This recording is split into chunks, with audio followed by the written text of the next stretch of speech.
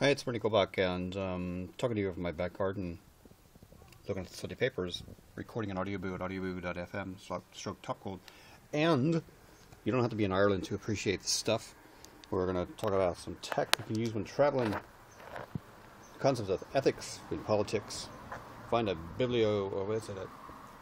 Xenogora bibliomaniac, and talk about some gardening, an unexpected corner. Hey, look, Style Magazine suggests a look that we're into here because our little girl's going to start her first uniform experience, going to big school. I often wonder what her mom would look like if she had the kind of the man big school look. This is in Style Magazine. I like Style.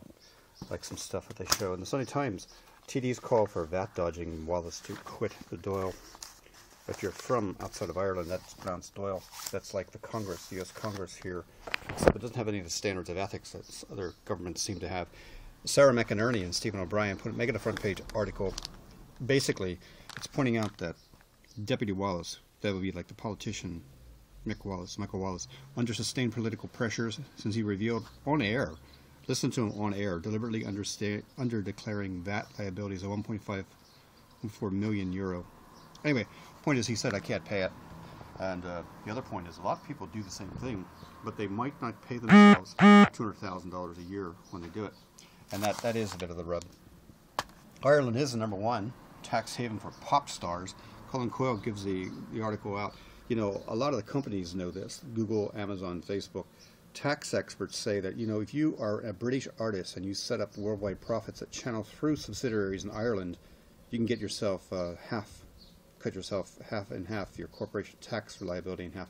Pay 12.5% here as opposed to 24% in Britain. And the pop artists are figuring it out. Stars are backing a plan to teach the famine to U.S. pupils. You can find this at Kickstarter.com. Pretty cool. The idea, Gabrielle Monahan points out, is to use meeting lights to come together. So she's citing Trina Varga, who is a former advisor to Senator Ted Kennedy. Now she's the president of the U.S.-Ireland Alliance. She is trying to kickstart a crowdsourced funding website, basically with plans for an online curriculum for American teachers. There are people who listen to what I do here on Sundays, and they read my blog. That's a pretty interesting concept. This one also intrigues me. She's in talks with animators about creating a module to relay the story of the conflict of Northern Ireland, similar to the story of The Secret of Kells, which was done here in the local area, Southeast Ireland, by Kilkenny's cartoonist. Cool stuff. Jennifer O'Connell. On Twitter, she's Jen O'Connell. Cool stuff. Contemporary fears about the decline of the publishing industry is misguided because the country loves the written word.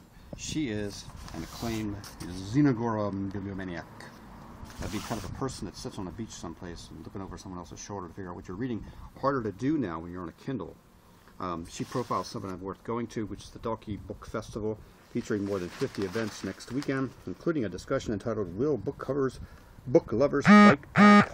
Good stuff. We go, except in our back garden, we're going to have a christening next week. Front page, stories on the Sunday Business Post about a bank deal bid.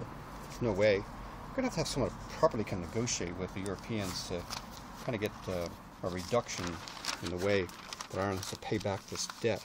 Ireland has made bank debt sovereign debt. Okay, inside the Sunday Business Post, I put a section I took from the Independent, Sunday Independent.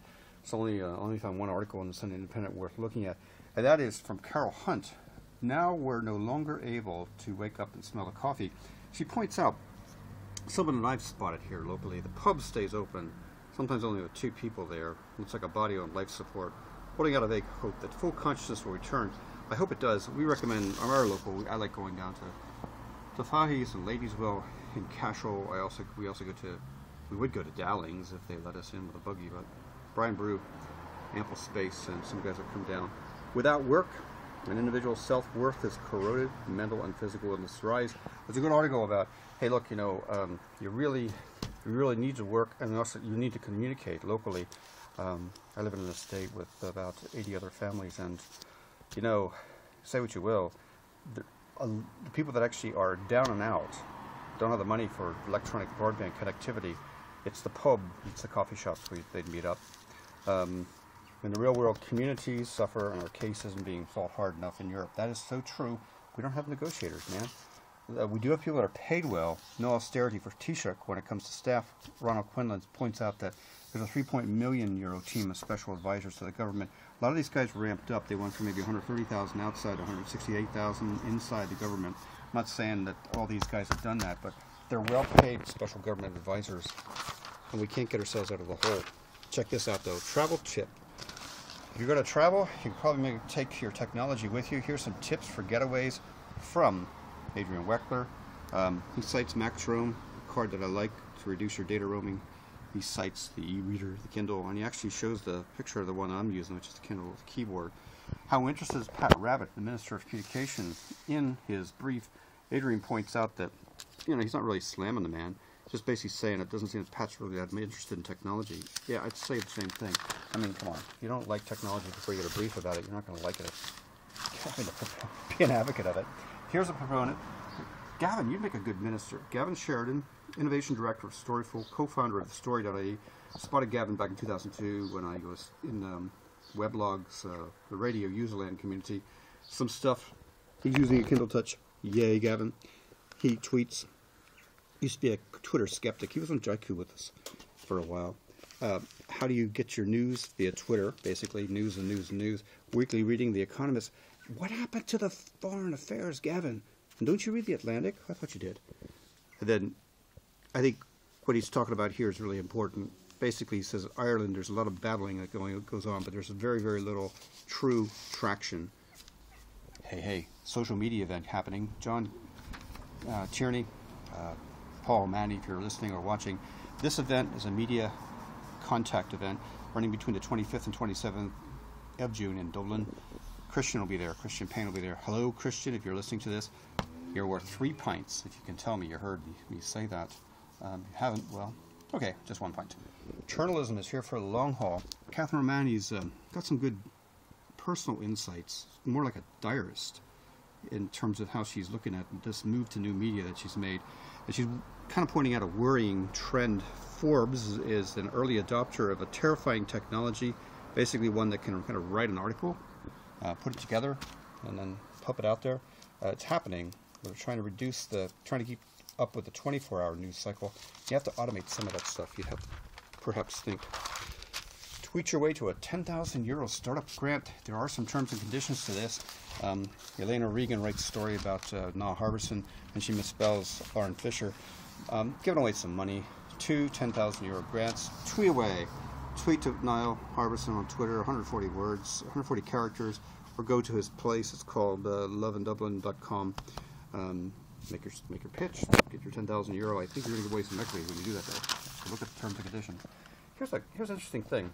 Colonel Capital writes an open letter. It takes up a whole page in the Sunday Business Post. And so they gave away the Sunday Business Post ad they normally run there, saying, here's our journalist. The point they're raising is that, look, the potential, scale, intellect, and long-term impact of an international sales force of Ireland. And what these guys are saying is you need to actually train people in sales. So you have these two guys making a point here in a full-page article, letter. I'd say the same thing. My first thought is we train creatives that actually do need to know how to sell better. So I'll be thinking about this. Also thinking about this. Hey, Peter Donegan, I know you're listening. Glenn Hansard wrote an Oscar-winning score, turned into a hit on Broadway. What's next? More gardening, he tells Lisa Verrico after a gold rush. And hey, it's on my bucket list. Sometime we're going to go to Japan where we can find these loos that give you a nice warm spray after you've finished your business on the loo. Feel clean and fresh with Garabit Aqua Clean. Can't afford that, but I like the minimalist look and the nice, airy view of a garden outside the loo. Hey, I need some help in my back garden, so we're going to walk across here. You guys in Audio Boo, you're going to have to go ahead and kind of watch this on youtube.com/topgold. Peter Donegan, I know you're watching. I just have no hope for my cukes.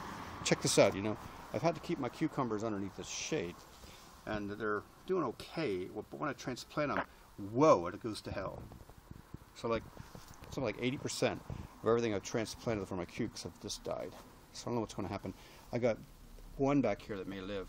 If you can see him, he's doing nice and healthy. maybe it's soil, maybe it's drainage, I don't know what the story is, but help my cukes grow. You can check me out and look at the garden as it evolves over the summer. Flickr.com/Irish Eyes. You can see the kids playing in the background here, and you can see how these plants will evolve into something bigger, climbing up a trellis, or coming into full bloom as the summer progresses. I'm Bernie Goldbuck. I'm topgold on Twitter. Thanks for watching me on YouTube. Check me out on my blog, insideview.ie, on top, or Google+, g+.to/topgold. Bye for now.